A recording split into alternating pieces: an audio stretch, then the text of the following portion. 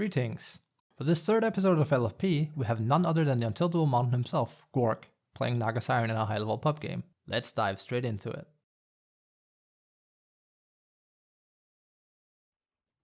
So first off, we can see here Gorg coming into lane at about 32 minutes into the game. He already starts the lane off playing quite aggressively for Naga Siren here inherently, which isn't exactly uncommon. It's quite one of the best things you can really do with Naga is applying quite a bit of pressure, especially once you get Riptide available to you. Now again here, we're going to see Gorg get Riptide, and you're going to see him apply a bit more pressure. This time, of course, it's going to be a lot more powerful. Now sadly, he is up against the Venno, which is quite annoying. Pretty much every time Gorg intends to split, Venno's of course going to spit, and he's not going to get as much value out of his illusions as he would like. But notice how he's very, very aggressive with the illusions, and he clearly is trying to establish some form of lane control, which is kind of semi-difficult against Venno, who is a very aggressive hero. So really making the most out of Naga's kit here on the initial hard laning stage for her here. We see here Gorg is still laning, almost level 4, not too far from it. He's still applying pressure much the same way. Now sadly for Gorg, there isn't a pull going on right now. So he's trying to establish as much lane control as he can. He's basically just trying to pressure the enemy so they will not deny him or harass him too much. Again, usually it's not very favorable for the carry hero to be all the way down here. So he really is just getting what he can with what he's been given. And Naga is extremely good at that, both laning wise and of course in the jungle. Now we're going to see a little bit of a cute play coming in from Gorg here. He's basically going to level his ensnare at level 4 here. And he's actually going to try and almost get a kill here on Venomancer. Now it's too sad that his position 5 has decided to go mid instead, because else that would surely have been a kill for him. And sadly he does end up hurting a lot, but he does survive, and again, very good damage applied by Gorg there. It really shows the strength of Naga if you actually have net early on her. This is the most common build you see on her nowadays is 2-1-1, because it just adds so much laning pressure to have net. You're going to see here, after the little play that Gorg did, we can see how Mirana comes up behind. Now this looks very hairy, but he will end up getting 2 kills. Mirana will have to pay the price, and this is kind of right on the edge, like a little bit more unlucky, and then Gorg actually dies, but he does snatch up 2 kills. Now he's not in a good way, he really needs a bit of regen, but that was quite a lucky break for him, given that he already had a hard lane and he actually got away with 2 kills. So despite Mirana being absent initially, that went out really, really good for Gorg. Now we have Gorg here again, finally getting back healed up again. Now, since Mirana isn't really very good at pulling for him, it seems, Gorg is actually going to do that himself. You're going to see that here. And again, he really wants to establish lane control. So what you'll see is that some Naga Siren players will head into jungle as fast as they can. Gorg actually kind of wants to be on lane a bit more than the common Naga Siren does. And again, because of the position 5's unwillingness to really pull.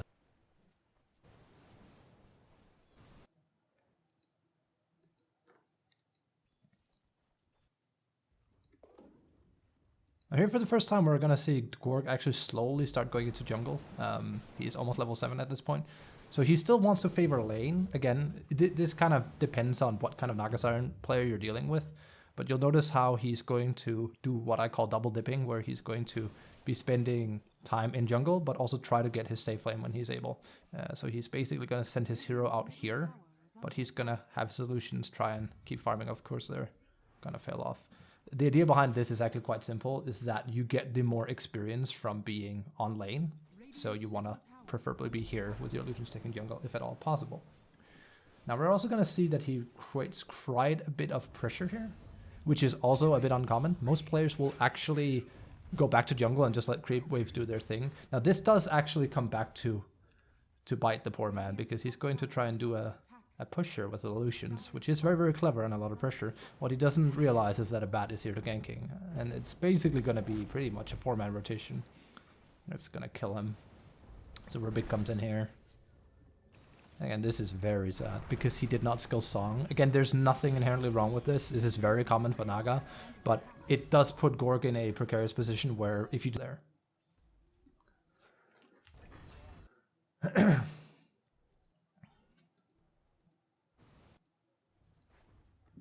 So here we're going to see quite a bit of pressure being applied by the enemy at this stage. It's pretty obvious that they do not want to deal with Naga Siren. And about 11:10 here marks the first time we're actually going to see Gorg being jungling for the first time. And he's basically going to do what a lot of Naga Sirens do, nothing out of the ordinary. This is technically really what you should do. Because the enemy is creating as much pressure on him, and because he can't know exactly where they are at all times, he's basically going to retreat into jungle, and he's just going to manifest his position here and farm up what he can. And again, we see Gorg here still sitting comfortably in jungle.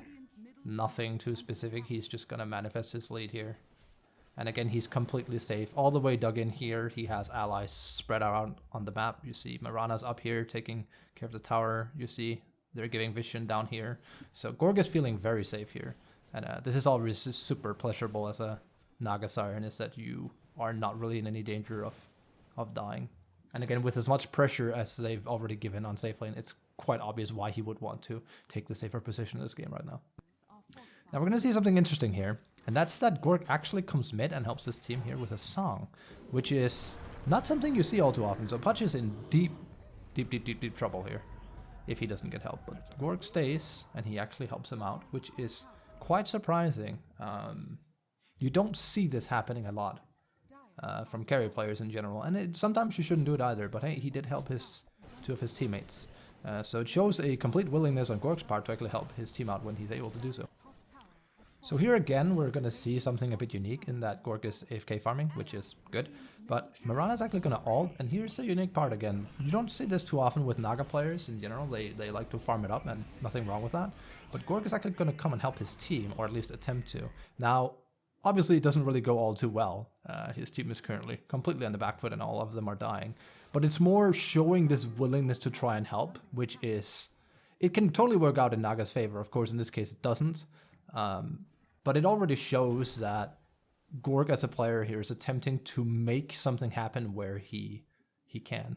And that effort can certainly bear fruit if it happens at the right time. So a very interesting scenario happens up here where Gorg is still farming. We're about 15 minutes into the game now. And he's just sitting here and he is suddenly getting jumped by the enemy team. Now of note here that's really interesting is notice how he's splitting up the Nagas like 2-2-2-2. This is actually quite clever. It's a way to confuse the enemy because you really don't know where the real one is at that point, and it really makes it much harder to find the original Naga. And as you can see, this gank attempt by the enemy completely goes awry, which is really good for Gorg because basically he took a lot of damage. The enemy put a lot of pressure on him and a lot of resources, and he still comes out alive to tell the tale about this. Now this is going to be a prolonged team fight, and this is really important because what ends up happening here is that the most important character on the enemy team ends up dying, which is Ursa in this case. And this creates like a very unique dynamic here when you play carry, in that you can see how Gorg has now completely gone away from the fight and is back to farming. But Ursa will die, and this is huge because it basically means that finally the enemy carry is not actually sitting and AFK farming while you're trying to be active or AFK farming yourself. So finally, Gorg actually gets just a little bit of brief time in the game where he's farming and the Ursa isn't, and on top of that he's dead. So very good for Gorg that this happened. Very favorable. So here we're going to see Gorg is basically just going to play the map. Now this is a very common Naga Siren strategy where he's basically just going to make the most out of his illusions, which there's nothing wrong with that. So kind of a mistake that a lot of people try to do with Naga is that they try to force her into fights where she might not be able to win. Naga is a very timing heavy hero. So what Gorg is doing here is that while his team is clearly going to try and prevent something from happening up here and holding the enemy back from taking too much, he's basically going to both farm up, but he's also going to split, which is really important. So he's basically doing residual damage to the enemy by constantly applying pressure on various lanes. That really is the best that he can do right now because it lets him farm and it lets him help his team in a very indirect way, as you can see, because like he will push lanes, which is really important. So we're still seeing Gorg here in enemy jungle. He fully knows where the enemy team is at this point as well. So he's doing this very common strategy as a carry where you are basically sitting in enemy jungle because it's actually, hilariously enough, the safest position because you know that they're in your jungle, you know that they want to kill you. He probably is also catching the whiff of the fact that there's a good chance that the enemy, given that they have an Ursa on their team, is taking Roche, and he knows that there's really not too much he can do. Like he can look at like where his various allies are situated. There's really nothing he can do, so he's doing what he can. He's just AFK farming, and Roshan is going to fall down to Ursa, which of course is unfavorable, but not really a lot you can do. He's trying to make what he can happen, constantly split pushing, trying to do what he can do. So here we see Gorg yet again. Now he has Orchid, and this is a very important timing for Naga, because this is actually what sets her up for a lot of kills, which is very powerful for her. And this is what I was talking about earlier, where Gorg clearly wants to help his team when he's able. He doesn't just want to sit and play AFK at all. He actually is playing very, very smart with his solutions. And of course, nothing inherently really happens here. The enemy seems completely on edge, and Tiny does get caught out. But this, more importantly, is like this clear willingness to try and help his team. It's very, very evident that he really wants to do what he can. He doesn't just want to be a bystander and let his team do all the fighting, assuming he can get a favorable fight, of course. Now here I was talking about how he's been constantly trying to get towers down. Now sadly, Bat is going to come and deny this tower, which is a bit unfortunate, but Gorg has been consistently trying to do well by his team by constantly applying pressure with his solutions. He has done a little bit here in mid, not a whole lot, but this entire tier 2 strictly only fell because Gorg kind of let it happen, because he's been constantly chipping away with the illusions. And that really is one of the powers that you have as Naga Siren. So while he is accumulating quite a lot of wealth, it's important to see that he's also doing a lot of enemy tower damage in the process. Now the game progresses slowly forward, not really too much is happening here by Gorg. He is keeping somewhat to the same playstyle. Now that you can see he has gotten the tier 2, he will now try to apply more pressure on mid. Of course, there are a little bit of pressure being put on here, but you can really see how this is gonna end up stacking up if it's not dealt with. And this is pretty much Gorg's entire plan. Takes outpost there as well, which is really important. Now again, we're talking about this where Gorg, he's going to try and TP here, and he's going to try and help out his team. And this again shows a willingness on Gorg's half to be willing to try and help his team. Like again, he is not constantly just sitting down there. He really is trying to go in and help his team where he's able. And it's very remarkable, because this kind of thing can really end up working very well for you.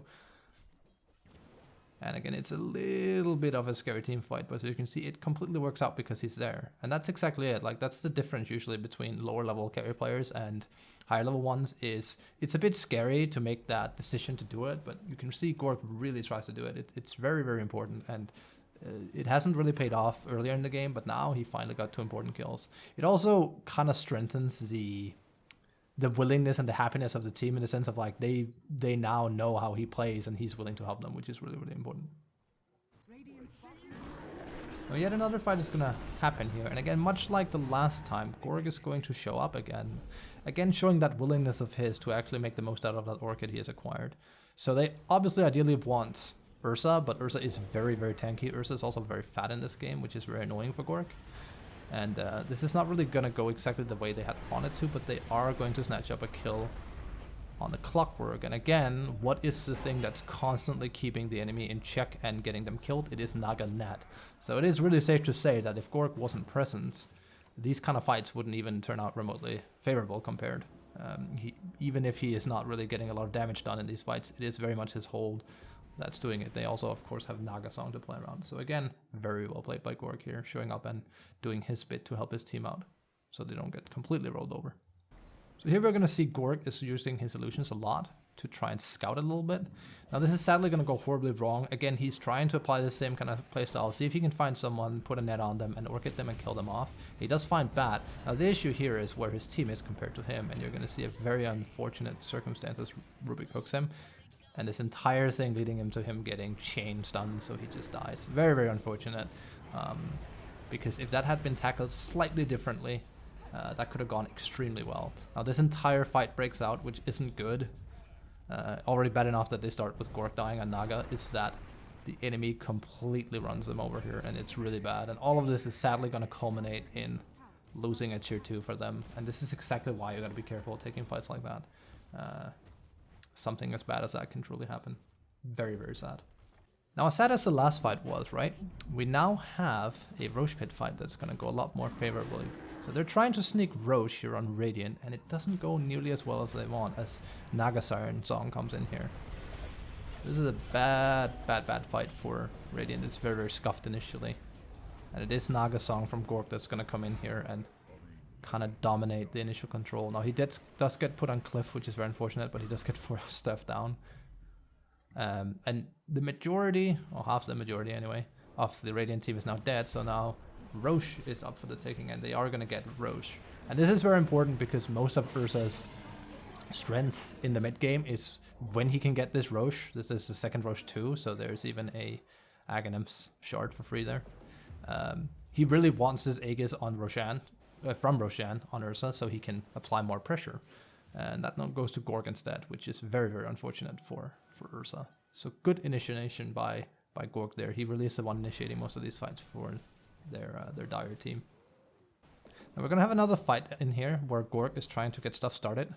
Again, it's very difficult due to their team comp. You can see how he tries to net from a distance, he tries to orc it. And this is not at all going to go well. And it doesn't help the fact that they do not have Song, because that's how they actually won the Roche Pit fight. So we can see how it really doesn't go very well when they lack this initiation. And this is kind of a problem that Naga can have as a hero. You can see how Gorg very smartly just says nope, he doesn't want to be part of that because it's simply too scary. And this is a problem that Naga can have, where she really tends to be very strong when she's allowed to just hack away at people, if only for just a few seconds. He doesn't really have that luxury very easily in this game because his initiation isn't doing all too well. So we're going to see a bit of a cube play here from Gorg. And it's because there is going to be a bat here. And we're going to see him come in here. This is actually very cute. You can see just how much damage Gorg can get off here. And now nothing is going to happen from this, but as you can see, that's a lot of damage. Now he does have BKB, so he really wasn't in any danger. But that's exactly it. If you apply that amount of damage with Naga, it can go up really, really quickly. He just needs very, very few seconds to make it happen. Now another attempt here is going to be made here. And that's going to be in Venno this time. And this sadly goes horribly wrong as well. It again shows the willingness on Gorg's part to really want to fight. He really doesn't want to just sit and split push all game. He wants to make stuff happen. But sadly, even with Aegis, this is a very scary team to fight into, on top of the fact that they have a massive lead. And again, there's so much stun, there's so much damage. Ursa has BKB. If it wasn't for that, he would have been just fine. So very, very sad. Even with Aegis, even with Song, no good. And it really is sad for Gorg that he seems to be the one in this team comp that has to get stuff started at almost at all times. It's very not ideal for Naga unless she is very, very fat compared to the enemy, which isn't the case here. Again, we can see the enemy has an 8k lead. So it's going to be a hard win for Gorg on this one. So we're going to have a massive fight breakout here, and we're talking a very big one, like a minute-long one. So it starts all the way down here with Putch. Now luckily for Putch, he does get BKB off, and he actually gets to survive because the hero himself is kind of dumb like that to a certain extent. We have Gorg coming in with illusions. Again, with so much stun, it's hard to do anything. He's trying to apply damage from a distance. A very, very hard fight. Again, neither team has Aegis this time. Gorg is still trying to fish out. He does catch Venno, but again, they have so much survivability against that net. It's very, very difficult. And sadly, it does not really go the way they wanted at all. As we can see, the enemy slowly and surely just starts running over them. Now, a good thing does happen here, in that Bat basically is going to overstay his welcome, and we're going to see exactly the kind of damage I was talking about from Naga. As we're going to see Gorg come in here. So we have Bat feeling himself, trying to go for the kill. He is going to be grabbed by Putch, and the Naga coming in here together with Putch. So, overstaying your welcome, you got to be very careful. Gorg using his song, able to keep his team out of it. So, kind of a very, very bad fight, even though it's very obvious that Gorg wants these fights to happen, or like try to make them work. Bat luckily overstaying his welcome, and it ends up actually going very, very well, considering how much they initially lost. So that's good for him. At this stage of the game, we see we're going to see Gorg actually getting a little bit of a lucky break as they find Ursa, arguably the most important character they can find, but he is very, very tanky. So they're going to go on Ursa here. Again, they have a lot of control. And notice how he's sending in his illusions first, not his main hero. Now Ursa sadly is going to get out, but they are going to get Clock, which is still very, very good. Now this was actually a very important find, even if they didn't get Ursa, because this is what's going to allow Gorg and his team to transfer into enemy jungle and start applying pressure from there. So very, very good for him. Now, much like I said, we're going to see Gorg kind of go back to the way he was playing the game some odd 10 minutes ago, roughly, where he's going to apply a ridiculous amount of damage to these towers through the use of his illusions. He's basically going to hole up in enemy jungle and spend the majority of time there just creating pressure this way. And this is exactly when Naga is at one of her most scariest, because yes, she can go and get solo kills, but she's crazy annoying with her ability to constantly sit and just have illusions do this much pressure. And Gorg is going to make the most out of it. And again, we are going to see this massive pressure from Gorg here with his illusions, just massively annoying. The enemy hates playing around this. They're just trying to get the real Naga so they can kill him off, and this won't happen. And this is actually going to transition into the biggest fight of the entire game that's actually going to end the game, no less. All of this happening. So, enemy tries to smoke, they find Venno. Very, very important. Get him right there, he doesn't even get his ult off. As you can see, it completely breaks out in the Dire team's favor. Doesn't help that Mirana ult really gives them a lot. So just a massively confusing fight happening where they just get completely controlled. One by one they just get picked off, very, very sadly. All of this happening because Venno got caught off guard. And none of them have buyback either. It's very, very, very sad. Just all of them. Only guy surviving is Clockwork here. Now as you can see, that fight was completely won by GorgC team. We're 40 minutes into the game. Enemy is dead for quite a while because they have so many levels, so death time is quite high. And they are trying to apply as much pressure as they possibly can. And they're trying to find out when is the enemy team going to buy back, because that could be a problem. Of course, Gorg does have Song of the Siren ready. So we're going to see how Gorg actually very smartly throws his illusions up here and down here to make sure that no waves are going to go through here. So he's actually trying to create pressure as he's doing it. Now he realizes very quickly that either they are being very greedy with their buybacks or they're not having buybacks at all. So again, Gorg just goes all in, sends all of his illusions in, and this is actually going to be what breaks the game. So surprisingly enough, given that they were behind for the majority of the game, suddenly, almost out of nowhere, a team fight randomly breaks out completely in the middle, and wouldn't you know it, they stand to just win the game entirely just from one team fight. And this is exactly the kind of thing you have to worry about when you play Naga, in the fact that one bad team fight like that can really be the end of the game before you know it, because your death timer is high and fighting into a very late game Naga is very, very dangerous, and she's constantly applying pressure to you.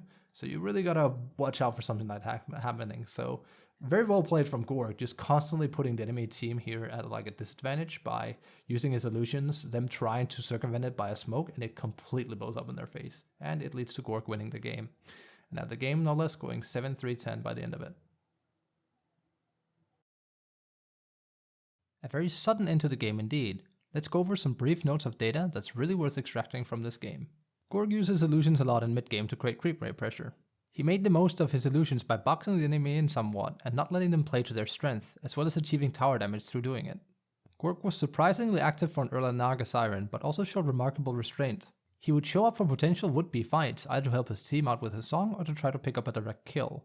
His way of reading the game was very logical and fundamental. He knew that the game was going to be hard due to their team composition, and kept forcing the enemy not to get value out of their Aegis while constantly split pushing, which led to the enemy's downfall eventually. As always, if you like my content, you can follow me at twitch.tv/FabKiwashi, where I stream from Monday to Fridays. Thank you for watching this episode of Learn from Pros, and good luck with the Populg MMR grind.